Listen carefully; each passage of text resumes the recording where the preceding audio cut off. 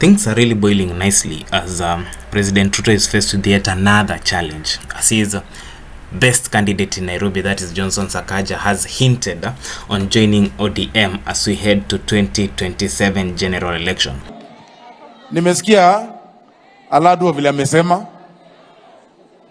Hiyo nitaongelea kidogo. Nimesikia Aladwa na nimesikia Wanga. Dalili ya mvua nini?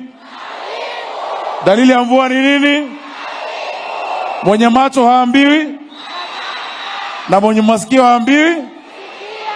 Sisi tuko hapo bumper to bumper, tuko pamoja. Hawa mama, mimi nataka tupange baadaye. Situmalize maombi ya baba wiki hii. Wiki mbili zikifika hivi, nataka niwe na mkutano na wamama viongozi wa Nairobi wa ODM. Tukae tuzungumziane. Si ndio hiyo? Tutakaa na machairman pia tuzungumziane, nionyeshe vile mimi ni kijana wenu tu. Now, you see, the move by Sakaja could be catapulted by a number of factors. Number one, the High Court ruling that Azimio is the majority coalition in the National Assembly. And also, Sakaja knows that for him to be re-elected in Nairobi, as you know, Babu Owino has been really attacking Sakaja. So Sakaja knows that for him to be re-elected in Nairobi, he needs an endorsement from someone like Raila Odinga, of which ODM has a very huge influence in Nairobi. But before we begin the video, can you let me know in the comment section if Sakaja runs versus Babu Owino, who will win the Nairobi gubernatorial seat? Because one thing I'm aware of is that Babu Owino still has got much influence in Nairobi. And this is going to be a backlash on President William Ruto. And remember, I've been telling you, President William Ruto should not trust Raila Odinga at all cost. Neither should he trust Uhuru Muigai Kenyatta. Why? Because Raila betrayed someone in 2002, that was Moi, when he walked with a number of cabinet ministers from the government. That weekend, the government. Right now, the president has people from these camps in his government. Right now, Johnson Sakaja, he's hinting on joining ODM. So, nani atabaki na Ruto? Obviously, Kimani Ichung'wah akitolewa leader of majority from the National Assembly, his next move will be to go seek apologies from akina Rigathi Gachagua, or even decide to join Jubilee party ya Uhuru Kenyatta. So the move to remove William Ruto is gonna be by those close to him, because as you know, someone said that the people betray you the most are not people who are far from you, but there are other people who are closest to you who betray you when time arises. So in these videos, let's look into what this implies for Johnson Sakaja, what it implies for the Nairobi people, what it implies for ODM, and what it implies for Babu Owino and his quest to become the Nairobi governor. Without much ado, let's dive right into it. So Nairobi governor has recently indicated of a potential shift to Orange Democratic Movement ahead of the 2027 election. And if we check on the impact on ODM, Sakaja's move to ODM could bolster the party's influence in Nairobi, given that currently Johnson Sakaja is the Nairobi governor, and also his political clout is really influential in Nairobi. His leadership has garnered commendation from senior ODM figures, including the chairperson of ODM, that is Gladys Wanga, and Nairobi chairperson of ODM, George Aladwa. And George Aladwa actually yesterday lauded his collaboration with the party, that is the collaboration between Johnson Sakaja and ODM, and he expressed a gratitude, stating, and I quote, that I want to thank in a special way our governor of Nairobi for standing with our party, yet he is not a member. And I've always told you I've been really keen on following Sakaja's move with Raila throughout the campaigns for AUC by Raila Odinga, and everywhere Raila went, Sakaja alikuwa pale. And if you could listen to Sakaja yesterday, he said yeye alikuwa anabebea baba bag, anahakikisha baba ako salama, yeye ni kijana ya baba ya mkono. Anyway, let's leave that. Anything else to quote is that Sakaja's rapport with ODM leader Raila Odinga has been evident. And right now, what happened yesterday is that Raila entrusted Sakaja to oversee Nairobi's political affairs in his absence. This is a betrayal, total betrayal to Babu Owino, because Babu Owino is in the same Nairobi. Why should Raila entrust someone who is not an ODM member to oversee the political affairs of Nairobi? And this is what Raila said: I want Nairobi to remain united and strong. My son here will take charge. The question in my head is, what about Babu Owino?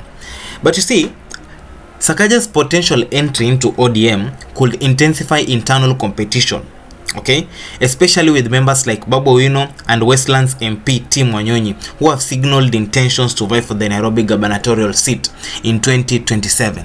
One thing I know is that with Tim Wanyonyi, they can't decide to have him as the deputy of Johnson Sakaja. That is, if Johnson Sakaja joins ODM and he decides to go for a second term, they might switch talk Tim to get Tim to run for the deputy position of Johnson Sakaja, like the same thing that happened in Kakamega. You remember in Kakamega when Fernandez Baraza was running, when the deputy joined from DAPK, alikuwa anataka governor, he was from DAPK, I've forgotten his name, but when he was running for the gubernatorial seat with the DAP ticket, when he joined ODM, he was told to run as the running mate for Fernandez Baraza. When I remember the name, I'll let you know, but I forgot the name. So the same might happen with the Tim Wanyonyi, where Raila can tell Tim, let's support Sakaja for his last term, and then you will run after Sakaja for the Nairobi seat. But now, what about Babu Owino? Okay, will Babu Owino decide to lower down his ego or lower down his ambitions, support Johnson Sakaja in 2027, and run again for the Embakasi seat, and then come 2032 decide to run for that seat? Anyway, I know most of us are waiting to listen to what Babu Owino will say concerning this hinting of Sakaja to join ODM. Let's listen to what he will say. But let's check on the implications for Sakaja's political career if he is to come from UDA to ODM. As per me, it's a good move because, to be honest, in 2027, anyone with a UDA ticket to win, it will be really hard. So, if Sakaja is going to align with ODM, it might enhance his prospects for re-election in a city where the party enjoys substantial support. And his existing collaboration with ODM leaders and endorsement from Raila could solidify his stand within the party, right? Because ukikuwa ODM unaran ugavana, we ni big fish kwa your party, okay? And Sakaja's response to calls for him to join ODM was telling, I have to respond to the request made to me. I want to say that the signs of rainfall are heavy clouds, and whoever has eyes should not be reminded to read the signs. We are together in this. That's the quote. I quote what Sakaja said yesterday. Okay, people have been hinting that Sakaja should join ODM if he wants to get re-elected. And Sakaja seems to be following what people want, and I think he also knows, because his political career, his future political career, lies on him being re-elected as the Nairobi governor for the second time. If he is not re-elected as the Nairobi governor for the second time, it means that Johnson Sakaja's political career will be dead. Okay, which seat can Sakaja go for if not the governor? Because the Shakwa governor is really kwa senator. Maybe a support mtu apewe CS, so kazi mbaki ni akwe CS or akwe deputy president, akwe speaker or akwe prezo. But sasa tarana party gani? Okay, anyway, this thing of Sakaja moving to ODM, number one, it will strain the relationship between UDA, the party which he was elected, and ODM. Okay, I don't know if UDA still has supporters, but the people voted for Sakaja courtesy of UDA ticket, they might alienate him, they might leave him, but also he might just gain. I think it's a plus minus calculation for Sakaja, that hadi nikiluza huko ODM niko safe, juu ODA kidogo haiendi vile nataka. So it will be a plus for him. It will be a win-win for him. If I lose 50 here, if I lose 30 here, I gain 70 there, it's a win for him. But I think the biggest concern for Sakaja should be Babu Owino, because if Babu Owino decides to run, your election itakuwa kali, because I know Babu Owino has a lot of influence. So, you know, Babu Owino has been really vocal over his aspiration to become Nairobi's governor in 2027, and he has openly been criticizing Sakaja's leadership, and he has been alleging inefficiencies and corruption. And Babu Owino once said that, okay, when he reacted to Raila's support, he said that Baba should know better. Sakaja has always opposed Raila's presidency and consistently voted for his opponent since 2007. He's not one of us. He comes with dirty hands. So, I don't know. Okay, you see, Raila has infiltrated the government with the Akina Joho staff. Could Sakaja be a way of Ruto infiltrating ODM? it's another question, because politics goes two ways. I don't know if Sakaja will betray someone who has mentored him for all this. Well, anyway, Aisha Juma betrayed Raila, so it's something that can happen. But will Sakaja betray Raila? Will Sakaja betray Ruto for Raila? Okay, if we go with the factor of interest, Sakaja has to betray Ruto to join Raila because he wants to be re-elected as the Nairobi governor.